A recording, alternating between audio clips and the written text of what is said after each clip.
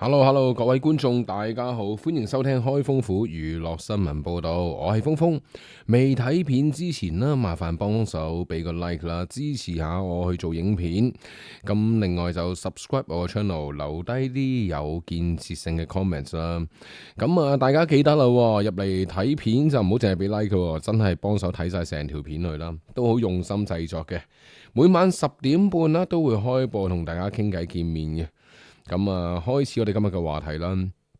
2026年啊呢個2月27號啊，危險人物2.0翁靜晶小姐，咁就邀請咗一個認識咗40幾年嘅朋友啦，阿雪梨姐姐，咁就做佢嘅嘉賓。咁喺裏面呢，喺佢呢個節目裏面呢，就提及到兩樣嘢啦。第一個就係話當年佢俾人侵犯嘅事件啦。咁呢個我就唔去過多嘅評論啦，因為又冇開名，又唔知道事件嘅真偽。咁若然係真有其事嘅，咁只可以講係不幸嘅事啦，係咪？亦都冇必要落井下石。咁講下另一樣嘢啦，就係翁小姐話佢好後悔啊，曾經同一個老男人一齊。咁佢就話啦，當時佢哋都仲係年紀好細喎，一個10幾歲嘅靚妹，就算佢愛上一個年紀大嘅人，因為佢哋仲係細蚊仔啊，年紀大嘅一方都應該拒絕佢哋，叫佢哋諗清楚先。咁聽落就好似都幾後悔呢件事。實際上呢，當呢個危險人物嘅影片出咗嚟之後呢，好多報章雜誌都有報道啦。同時地好難得啊，翁小姐係惹嚟一大堆網上輿論嘅炮轟嘅。咁大家都知啦，近呢幾年嚟講呢，翁小姐個人設就建立得好好嘅。該什麼時候去攞光環啦，咁佢做得非常之好啦。該什麼時候去講大話去洗白啦，佢都係非常之處理得宜嘅。咁點解今次會咁失策啊？咁樣，咁究竟呢個後悔論係咩嚟嘅呢？咁今集就同大家講下啦。咁就輕輕鬆鬆咁同大家傾下偈。咁用一個最理性、最客觀、最平和嘅語境。咁開始啦，今日呢條影片。翁靜晶小姐喺佢嘅網台節目《危險人物2.0》裏面邀請咗佢一個47年嘅好姊妹雪梨做嘉賓啦。節目尾段呢，兩個人就傾呢個忘年戀，因為兩個人有相似之處啊。雪梨喺15歲嘅時候愛上咗29歲嘅徐少強，盡管對方已婚，但係戀愛腦嘅佢依然為對方生咗一仔一女。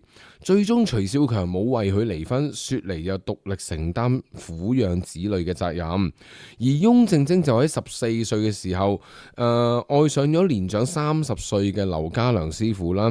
2年之後就重遇交往，當時男方係有家有室嘅，更加唔止一個太太。雪梨同翁靜晶嘅情路係有相似之處，唔同嘅係劉家良係同原配離婚，淨身出戶咁去同阿翁小姐一齊，而翁小姐就為佢生咗2名女兒啦。表面睇起上嚟翁靜晶似乎較為幸福嘅，不過呢，佢居然喺個節目裏面話：我好後悔，我話俾你聽，我好後悔嘅。翁靜晶係首先問阿雪梨嘅：你有冇做過啲咩轟烈嘅事啊？對方就話啦：試過一次啦，咪話點解同阿徐少強分手咯？咁佢攞晒啲嘢出嚟，咁徐少強嘅阿媽就打俾佢啦，就話：雪梨，你唔好再講佢啦。咁阿雪梨就話：得，伯友，我封口，我唔講。自此之後，我唔再講佢啲嘢。咁雪梨嘅伯母啦就話：好啦，好肉酸啊，我個仔會好難受啊。咁阿雪梨就話：OK，咁我唔講啦。翁靜晶聽到之後一臉氣憤啊，就話啦：喂，你冇阿媽生噶，佢個仔就會難受，你唔難受咩？你話俾我聽啊嘛，打佢一身咯咩啊？佢更加指出啦，自己親自見過徐少強喺雪梨產後攬住第2個女人啊。佢話：我諗住啊，如果你話喐佢，我就去噶啦。當時雪梨就話自己係小綿羊，根本就做唔出。嗱，翁靜晶咧就話啦。唉，其實而家睇翻件事啊，佢哋係大人，我哋係細蚊仔，佢唔應該咁樣攞我哋着數嘅。就算我有幾咁中意你，嗰個情況都要拒絕。我哋中意你，你應該話對唔住啦，小朋友。嗱，咁雪梨都話承認自己14歲幾15歲嘅時候太年輕啦。咁翁小姐繼續講啦，你哋呢啲咁嘅老男人啊，睇中細蚊女，氹咗個細蚊女，對你有感覺，你都要話俾個細蚊女聽，哦，你要諗清楚先，你要大個咗先。我哋共同發生嘅情況就係話，我哋真心真意嘅，然後好快就有細路哥，然後當你有咗細蚊仔之後呢，入咗呢個局啦，你走唔到出嚟嘅。我自己又困咗喺度。咁翁小姐更加透露啦，幾年之前去睇一套叫《Lolita》嘅電影，結果爆喊，因為佢覺得自己就係女主角 Lolita。嗰個故事係咩呢？就係話一個年紀比較大嘅男人中意一個好細嘅女仔，都係未成年嘅女仔。個女仔好痴迷咁，以為自己中意佢。其實成個過程入面，個大人應該知道呢件事係唔啱嘅，唔應該接受個細蚊仔嘅。中間呢，Lolita 好多時想逃走，翁靜晶亦都有諗過逃走，但係佢走唔到啊。佢嘗試過，因為點解會走唔到呢？劉師傅佢話劉師傅會講好多嘢俾佢聽，叫佢唔好走，整到好似好可憐咁。佢當時嘗試過好多次都走唔到，例如就係話佢識咗第二個男仔啦，又或者係唔同嘅嘢啦。佢有機會走嘅，但係都冇得走。雪梨就話：哦，佢自己冇機會走啊，佢淨係希望和平分手啫。咁每一次分手之後呢，徐少強又會央求佢復合。翁靜晶就話啦，佢唔希望佢嘅囡囡係入娛樂圈，因為佢唔太認同娛樂圈裏面嘅人嘅思考方式。但係雪梨就認為啦，娛樂圈可以訓練一個人成長，耐性解決問題啊。咁翁靜晶就話啦，我咁惡啊，都走唔出嗰個局啊，我都喺個局度。你生咗第一個細路哥之後，基本上困住咗噶啦。你再生多一件呢，你呢世走唔到噶啦。中間好多次想逃走，但係走唔甩啊。雪梨就安慰佢啦，翁靜晶，其實而家你生活都過得幾好啊，唔使唔開心。翁靜晶就話啦，就係因為走唔到，咁樣先至諗下點樣喺呢個局面入面可以行一條比較好嘅路咯，所以咪去讀書咯。如果唔係呢，就大鑊啦。同埋我個人你知啦，我講義氣噶嘛，有一樣嘢咁講，去到有個細蚊仔，有一個承諾，而佢亦都真係離咗婚，我又同佢結咗婚，無論係點樣都好啦，呢條路只能夠行落去，行到尾，行到最後一刻。無論將來感情變成一個點樣嘅感情都好啦，或者我當佢爸爸又好，當佢伴侶都好，我都係行到最後一刻嘅。但係呢啲咁嘅死守呢，我性格就係一種死守嘅人，為咗義氣堅持到底係好蠢嘅，唔係呢個世界嘅人應該學習嘅。咁翁小姐亦都坦言啦，以佢自己同埋雪梨當年嘅美貌啊，如果乖乖地咁好似其他女明星咁樣，嫁俾醫生啦、富商啦，或者會好開心啊。雪梨唔同意嘅。雪梨認為一入豪門深似海，不過翁靜晶就覺得至少嫁個專業人士都好啊。一般嚟講，你又乖又靚又循規蹈矩，你最低限度應該揾個專業人士要對你好，大家平坦啲，年紀相若。但係點解有平坦嘅路唔行？係要行到咁樣呢？咁樣係啦。咁翁小姐就話啦，佢都好後悔呢一段路嘅。冇辦法，佢媽咪就做過好多奇怪嘅事，令到兩母女關係好差。後來佢知道對方做呢啲咁嘅呢，係想搞破壞，想幫佢走啊，協助佢逃走啊。可惜佢當年呢，就淨係覺得媽媽刻意同佢過唔去，佢自然好蠢啊，性格又差又唔溫順，搞到而家呢，就成日都要自我檢討翻啦，係嘛？如果佢行另一條路，選擇另一條路，佢人生係咪會美好啲啊？咁雪梨就好樂觀咁去安慰佢啦，就話翁而家條路都好精彩咁樣。翁靜晶就問咗一句啦：你有冇諗過行第二條路啊？你有冇後悔啊？雪梨就話佢冇。不過呢，雪梨話冇，翁靜晶就好直接啦。佢話你硬頸啫，我後悔。我話俾你聽，我真係後悔。係啊，但係我後悔冇用，都要後悔噶啦，係咪啊？後悔都冇辦法噶，我唔會話後悔到精神病冚頭埋牆，但係好理性咁話俾自己聽，條路係揀錯咗，唔應該咁行嘅。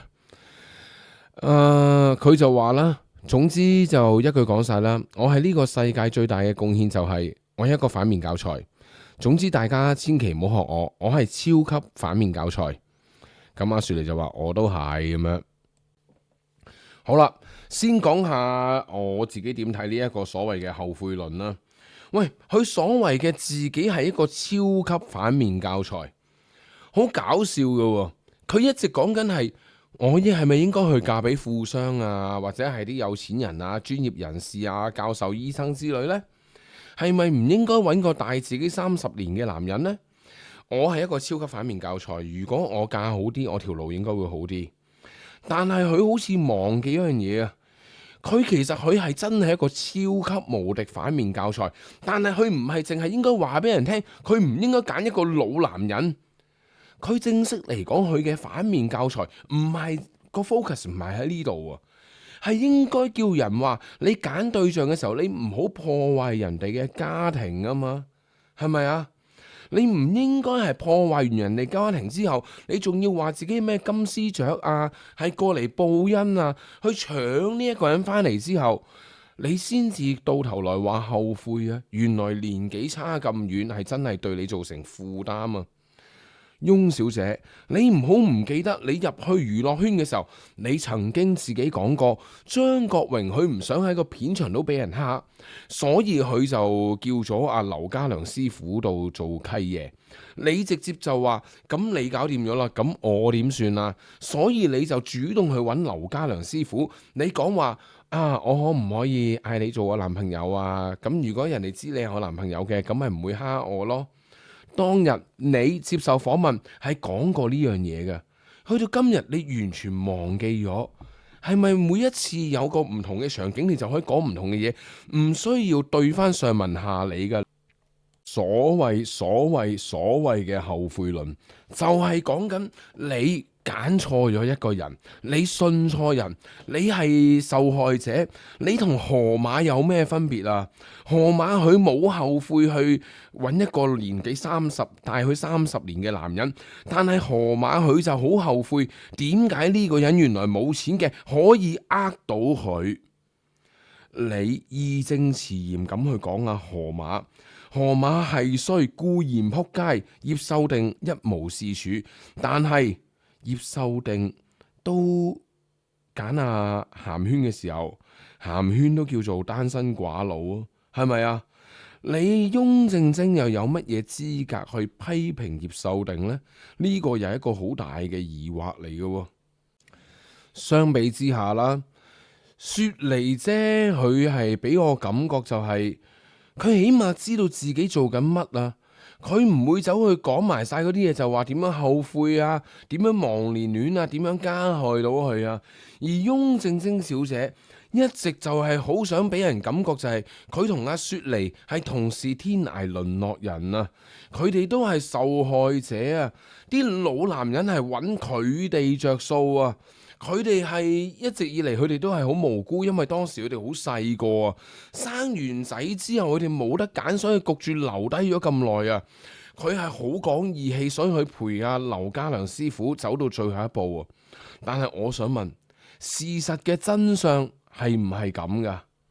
當然唔係啦。事實嘅真相係2013年嘅時候，劉家良師傅病逝。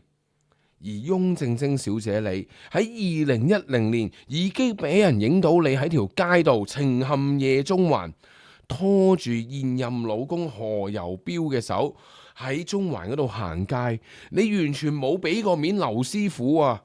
乜嘢叫做為義氣陪佢行埋落去啊？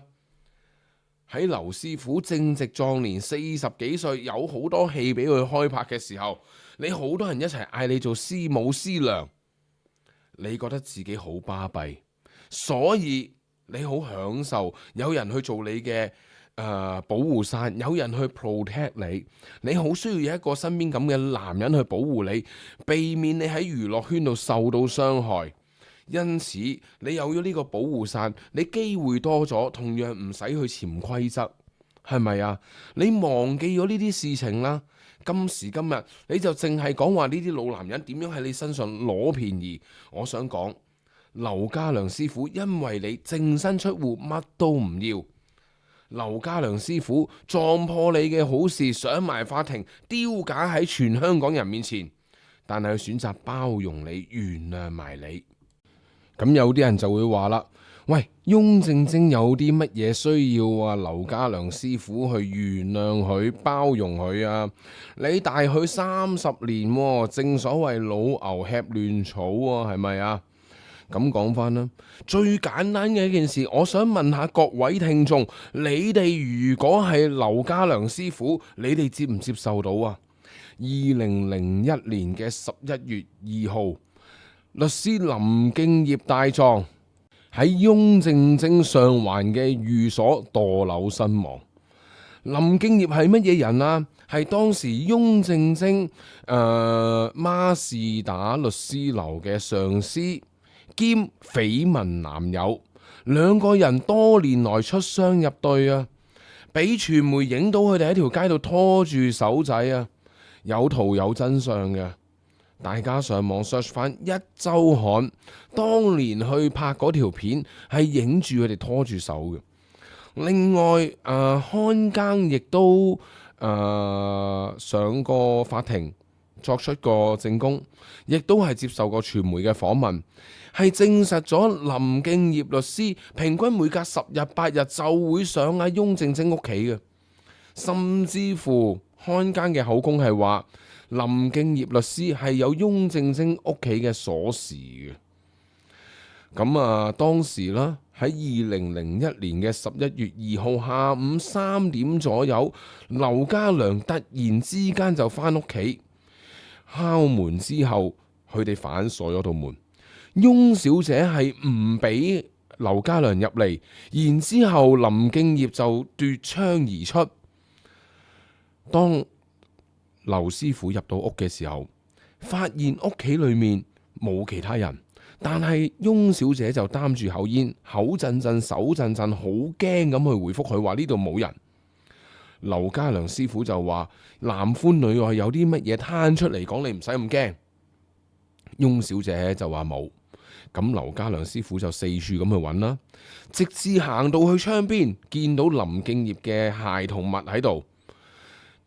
翁小姐都係矢口否認，突然之間聽到嘣一聲，一個高空墜物嘣一聲跌落地下，佢伸個頭出去，先至望到林敬業係跌咗落去個平台嗰度。嗰一刻，翁小姐先知道只係包唔住火啦，先至承認啊，兩個人即刻落去睇下林敬業有冇事。7樓飛落街，有冇事呢啲係 common sense， 正常人都會知道嘅。當時呢，看更仲未過嚟，劉師傅嘅口供係話佢係建議第一時間去報警嘅，而翁小姐俾出嘅回覆係阻延去報警，叫佢唔好報，好驚搞大件事啊！佢想帶動輿論，佢想個輿論風向唔好去講到佢驚擠濕佢啊！所以阻延咗救援 at least 20分鐘，呢個係劉家良師傅嘅口供。20分鐘嘅救援，對於一個有生命危險嘅人嚟講，係咪一個非常之黃金嘅時間？係。呢件事裏面係唔係翁小姐推佢落樓啊？冇嘅，法庭已經有咗定案，冇人話過翁靜晶喺法律上面係有罪，但係從道德上呢，任何人見到一隻狗跌落街，你唔去幫手揾人去急救，去打電話報警，你都係冷血嘅。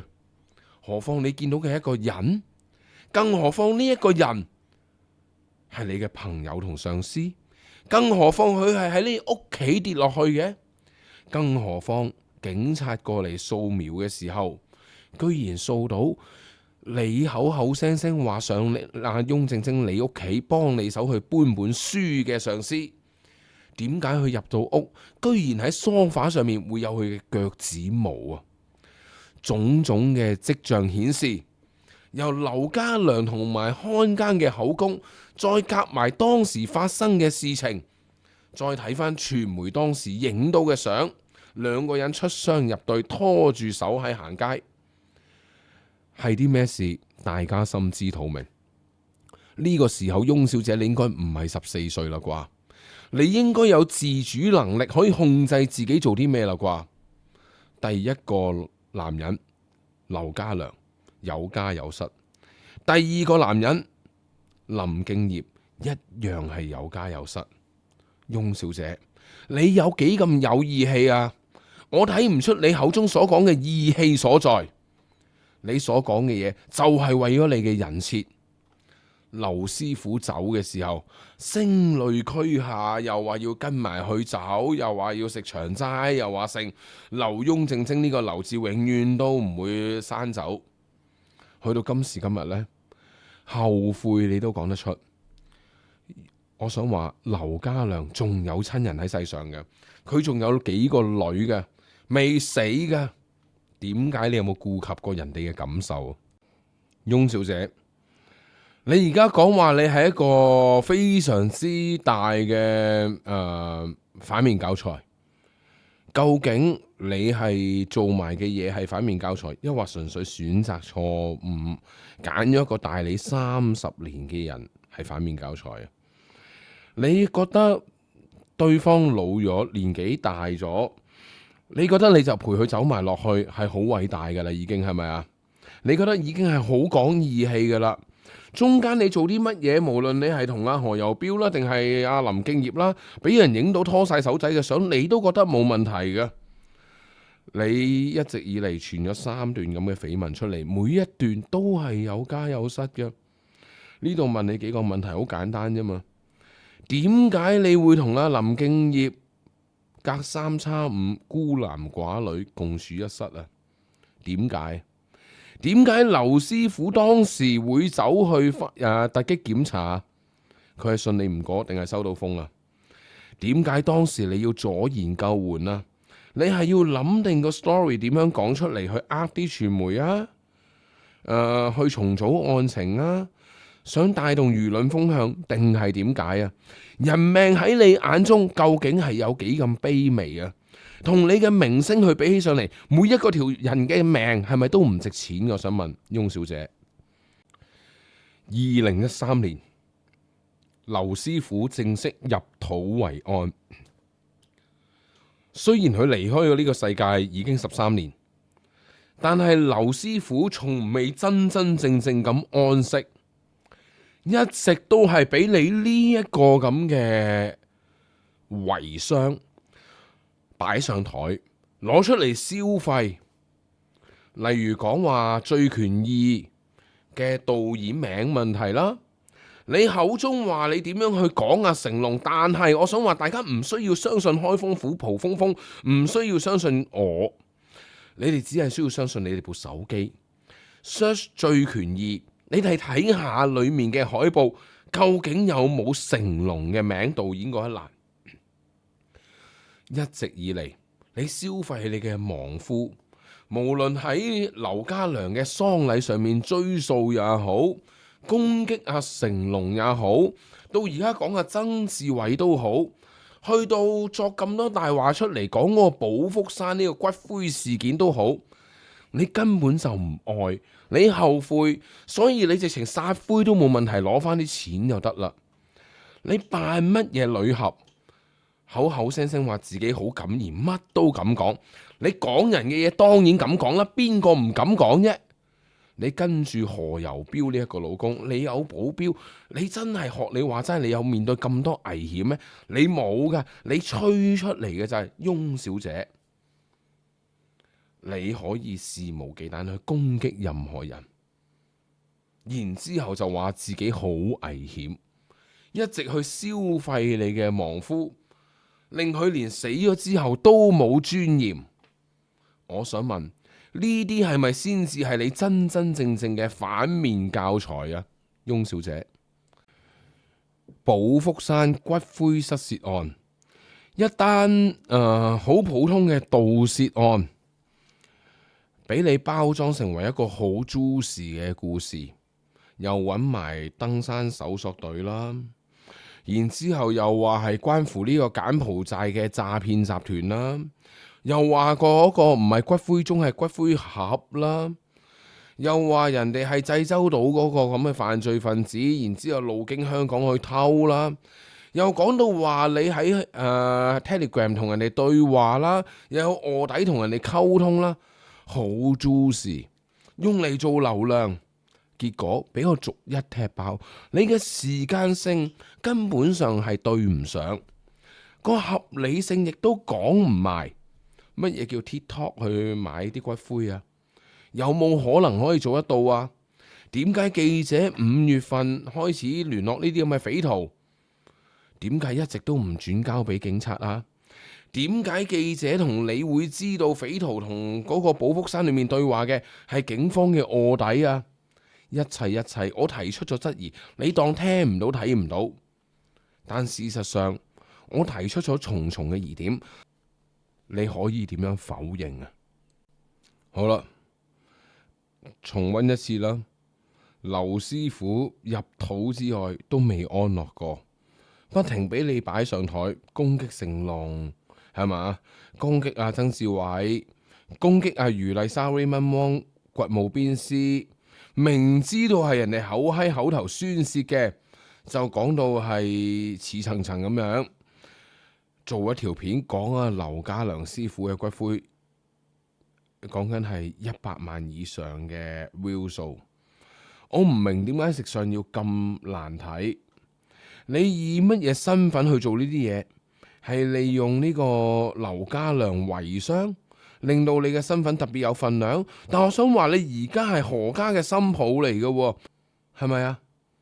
為咗你嘅節目效果，你製造咁多嘅事端出嚟，當俾人踢爆之後，你又話自己係專登嘅，咁我想問邊個夠你玩啊？翁小姐，我想問，翁小姐之所以係敢言女俠，因為佢會選擇性佢嘅正義，面對邵子峰呢啲咁嘅人。翁小姐會講一句說話去為佢開脫，如果佢有做嘅，警察拉咗啦。咁我想問翁小姐，你當時所講嘅 Me Too 事件，俾人侵犯對方仲有槍，拉咗未？坐咗監未？點解所有嘢你都唔係用同一把尺去度嘅？把尺都唔一樣，你 double standard。咁你何來正義之友、女俠之友？我想問阿翁小姐，你口中所謂嘅義氣同埋敢言，就係揀對象，冇得輸嘅對象啦。好多人已經憎嘅人啦，你永遠就係做落井下石同埋補一刀嗰個啊，翁小姐。你呢啲並唔係叫正義，亦都唔係叫敢言，你係投機取巧啊！面對真正邵子峰之流嘅人，你明知道個答案，但係你選擇視若無睹，仲要幫佢背書啊！我唔知道大家有冇留意到，喺任何事件裏面，翁小姐永遠都係受害者嚟嘅。對住劉家良，人哋為佢叫做淨身出戶、妻離子散。佢包裝到佢係一個俾老男人欺騙嘅無知少女。林敬業案件，佢講到自己好唔開心，情緒大受打擊，失去咗一個朋友、同事、上司。但我想問，真正嘅受害者係你咩？真正嘅受害者係佢嘅屋企人、佢嘅老婆同埋仔女啊！骨灰案。受害者包括寶福山創辦人馮成先生、香港電影業大亨向華勝先生。我唔知道點解大家可以忍口而你唔得，你仲要覺得自己毫無問題透露案情，藉此去換取流量，俾人踢爆咗之後無動於衷。我想話正義唔係咁嘅，翁小姐。係啊。唔好下下出嚟博同情，販賣焦慮，話自己有幾危險，幾危險，好唔好啊？翁靜晶小姐，你用呢啲所謂嘅女俠點樣去包裝你嘅女俠人設？好簡單嘅咋，中意扮係做善事啦，然之後話自己受到威脅、恐嚇、死亡恐嚇啦，繼而話自己唔怕死、不畏強權，好敢言啦。事實上呢，人棄我取保護動物基金冇任何嘅轉賬記錄證明你係捐咗錢嘅。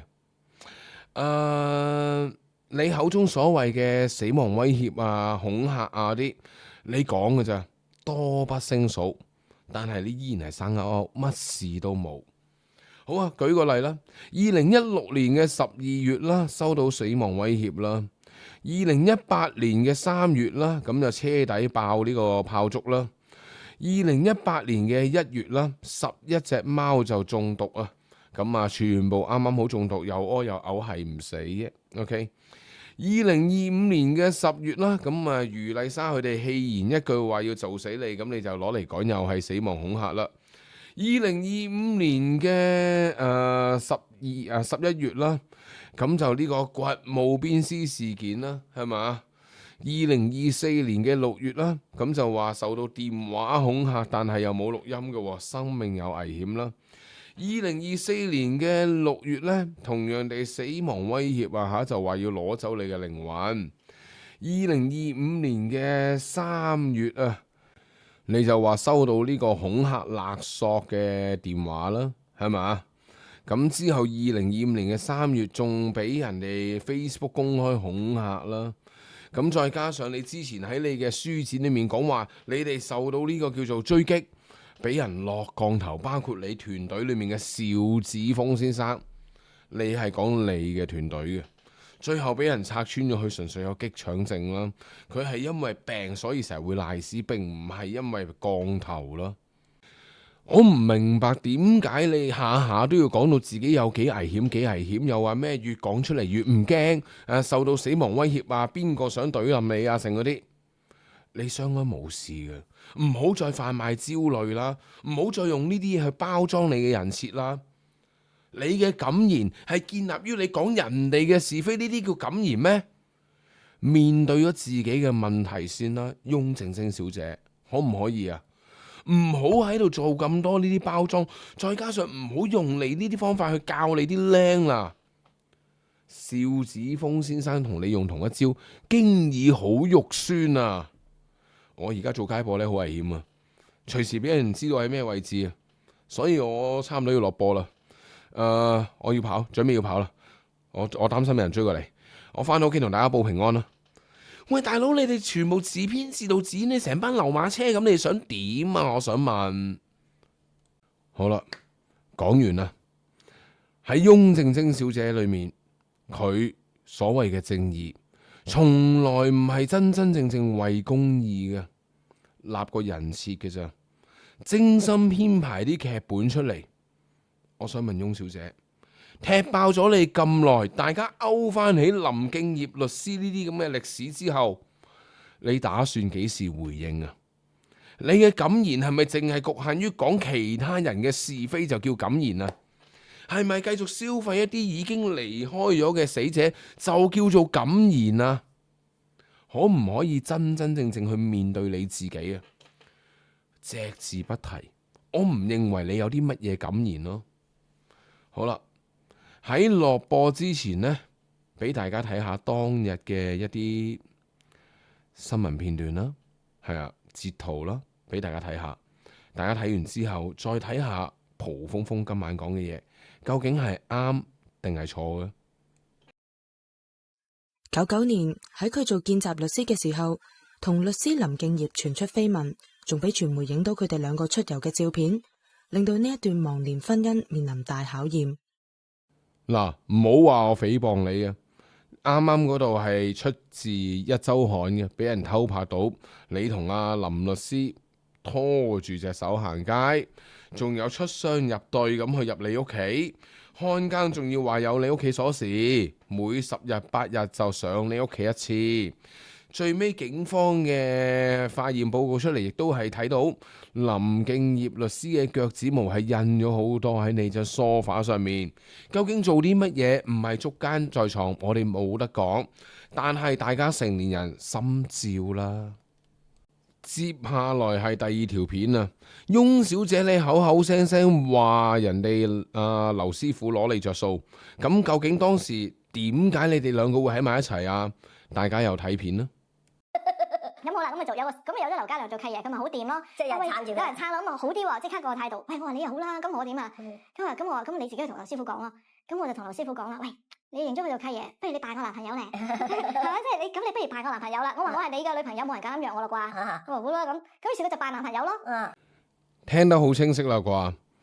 佢哋嘅戀情係點樣起？係邊個行出呢一步？邊個係貪圖對方嘅權力、財富、威嚴？徒弟保護傘，有目共睹啦。唔知點解翁小姐呢次好似鬼上身咁，鬼拍後尾枕，將自己嘅柒嘢去懟出嚟。網上面就一片輿論係嘩然，好多人去屌佢。大家勾翻起林敬業事件啊，同佢現任丈夫何猷標事件嘅一啲風流往事。最後啦，驚大家唔記得啊！大家睇下佢現任嘅丈夫何猷標先生同佢嘅婚姻係點嚟嘅？好簡單啦。2013年嘅時候，劉師傅離世，但係喺2010年嘅時候，已經俾記者喺條街度影到佢同何猷標先生情陷夜中環。咁今晚嘅節目係咁多啦，多謝晒大家收睇，多謝你哋，拜拜。